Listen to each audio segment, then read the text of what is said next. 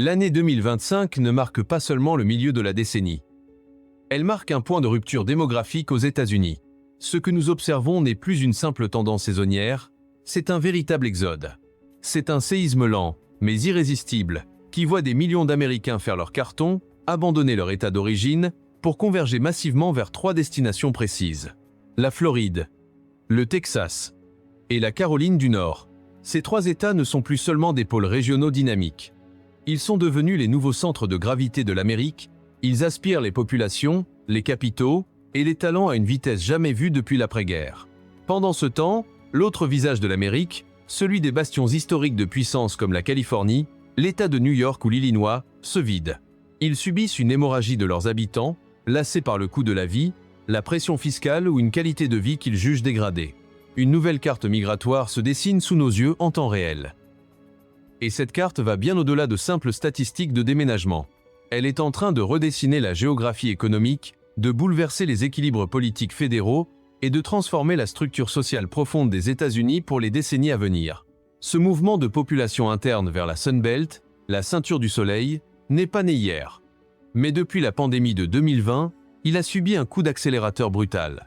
Nous assistons à une polarisation croissante, presque violente, entre des États attractifs qui aimantent tout et des États en déclin relatif qui luttent désespérément pour retenir leur classe moyenne. Aujourd'hui, la Floride, le Texas et la Caroline du Nord concentrent désormais, à eux seuls, la majorité écrasante des nouveaux arrivants nets sur le sol américain. Ils sont les grands gagnants de la nouvelle donne post-Covid. Pourquoi eux? Pourquoi maintenant? La réponse est une équation complexe où se mêle la recherche désespérée de pouvoir d'achat, une fiscalité souvent inexistante sur le revenu, un climat plus clément et surtout, un dynamisme de l'emploi qui contraste cruellement avec la stagnation d'autres régions. Dans ce dossier de zone d'influence, nous allons explorer en profondeur les mécanismes de ce grand basculement. Nous analyserons pourquoi ces 3 États sont devenus les nouveaux aimants de l'exode américain et surtout, ce que ce glissement de terrain démographique signifie pour l'avenir de la première puissance mondiale. Commençons par la Floride. Le Sunshine State ne se contente plus d'attirer. Il enregistre régulièrement la plus forte croissance démographique des États-Unis en pourcentage. Chaque année, ce sont des centaines de milliers de nouveaux résidents qui franchissent sa frontière pour ne plus repartir. Pendant des décennies, la Floride était le cliché de la salle d'attente de l'Amérique, le paradis des retraités du Midwest venus chercher le soleil pour leurs vieux jours. C'est toujours vrai, les seniors continuent d'affluer. Mais ce n'est plus l'histoire principale. La Floride est en train de vivre une mutation économique profonde. Elle attire désormais une population active, jeune et qualifiée. Les raisons sont d'abord financières. C'est l'argument massu, la Floride ne prélève aucun impôt sur le revenu des personnes physiques au niveau de l'État. Pour un foyer fiscal venant de New York ou du New Jersey, où les taxes locales sont écrasantes, le gain de pouvoir d'achat est immédiat et souvent spectaculaire. C'est une augmentation de salaire automatique. Ajoutez à cela une politique locale agressivement pro-business et un développement immobilier frénétique qui a longtemps maintenu les prix accessibles. Aujourd'hui, Miami tente de devenir le Wall Street du Sud, attirant les fonds d'investissement et les sociétés de crypto-monnaies. Mais surtout, la Floride est devenue la base arrière stratégique d'une armée de télétravailleurs. Libérés de la contrainte géographique du bureau, ils choisissent la qualité de vie floridienne tout en gardant leur salaire de métropole du Nord. La Floride n'est plus un lieu de villégiature, c'est devenu un centre de pouvoir économique. Passons au Texas. Ici, l'échelle change. Tout est plus grand, y compris les chiffres de la migration. Le Texas attire le plus grand nombre de nouveaux résidents en valeur absolue. Il consolide sa place de 2e État le plus peuplé du pays, et l'écart avec la Californie se réduit année après année. Le moteur texan est avant tout une machine économique diversifiée. L'image d'un État dépendant uniquement du pétrole et du gaz est obsolète. Le Texas est devenu un hub technologique majeur, une nouvelle Silicon Valley dans la plaine, attirant les géants de la tech comme Tesla ou Oracle par sa fiscalité compétitive et sa réglementation extrêmement souple. Comme la Floride, le Texas n'a pas d'impôt sur le revenu étatique. C'est le pilier de son attractivité business-friendly. Mais le facteur clé, celui qui attire la classe moyenne, c'est le logement. Même si les prix ont monté, le coût du mètre carré y reste structurellement inférieur à celui des côtes. Le rêve américain de la maison individuelle avec jardin, devenu inaccessible en Californie, reste possible dans la banlieue de Dallas ou de Houston pour une famille à revenu moyen. Les grandes métropoles texanes, Austin, Dallas-Fort Worth, Houston, San Antonio, forment désormais le triangle texan. C'est une mégalopole en réseau qui aspire littéralement les jeunes actifs, les ingénieurs et les entrepreneurs du pays entier. C'est une machine démographique qui tourne à plein régime, redéfinissant l'urbanisme américain. Enfin, la Caroline du Nord. Moins médiatisée que ses deux géants voisins, elle s'impose pourtant comme une destination de premier plan, souvent perçue comme le choix de la raison. La Caroline du Nord se positionne comme l'état de l'équilibre. Elle attire ceux qui fuient les coups du Nord, mais qui trouvent la Floride trop chaotique ou le Texas trop brutal. Elle offre une croissance économique solide, portée non pas par le tourisme ou le pétrole, mais par l'économie de la connaissance. Le Research Triangle autour de Raleigh-Durham est un pôle mondialement reconnu, concentrant universités de prestige, industries pharmaceutiques, biotechnologie et haute technologie. Les arrivants en Caroline du Nord sont souvent des familles éduquées, attirées par ces emplois qualifiés dans un environnement où le coût de la vie reste encore très abordable.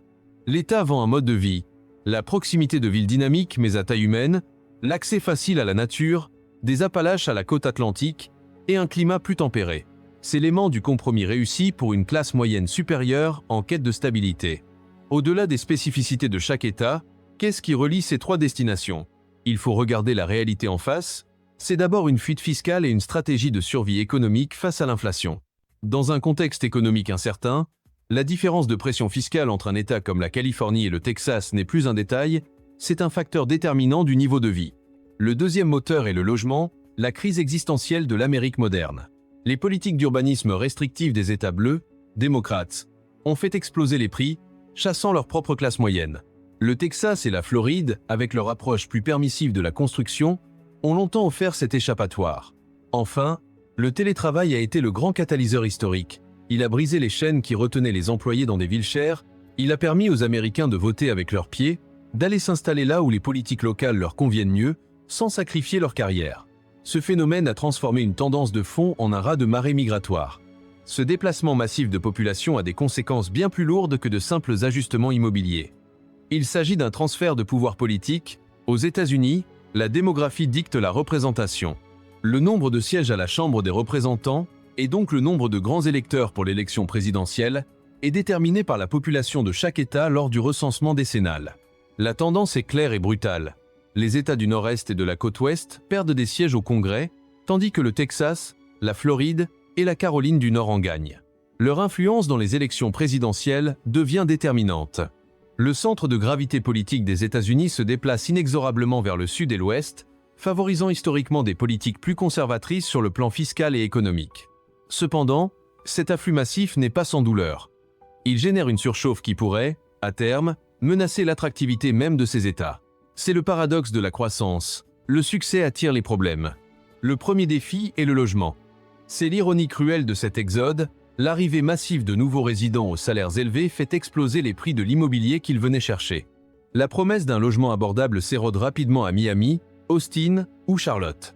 Les locaux historiques sont progressivement chassés, créant des tensions sociales et une gentrification brutale.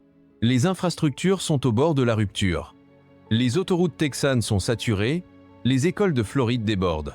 Et il y a les défis environnementaux majeurs. La Floride fait face à la montée des eaux et à des ouragans de plus en plus dévastateurs, posant la question de l'assurabilité des biens. Le Texas doit gérer un réseau électrique fragile qui peine à suivre la demande explosive, comme l'ont montré les récentes crises hivernales et estivales. Ces États doivent désormais gérer une crise de croissance aiguë.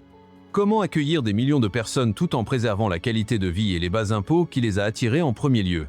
C'est l'équation impossible du futur proche. En 2025, la Floride, le Texas et la Caroline du Nord ont gagné la bataille de l'attractivité. Ils dessinent sous nos yeux une nouvelle Amérique, dont le cœur bat désormais plus au sud. Mais cette croissance frénétique pose des questions angoissantes. Ce modèle de développement extensif, basé sur la voiture, l'étalement urbain et la faible fiscalité, est-il durable face aux défis climatiques et infrastructurels? Et maintenant, la vraie question, celle qui doit nous préoccuper. Ce grand basculement est-il une revitalisation de l'Amérique ou le symptôme d'une nation qui se fracture géographiquement, économiquement et politiquement, créant deux Amériques qui ne se comprennent plus et ne vivent plus aux mêmes endroits? Pour continuer à suivre et comprendre les grandes tendances tectoniques qui redessinent les États-Unis, abonnez-vous à Zone d'influence.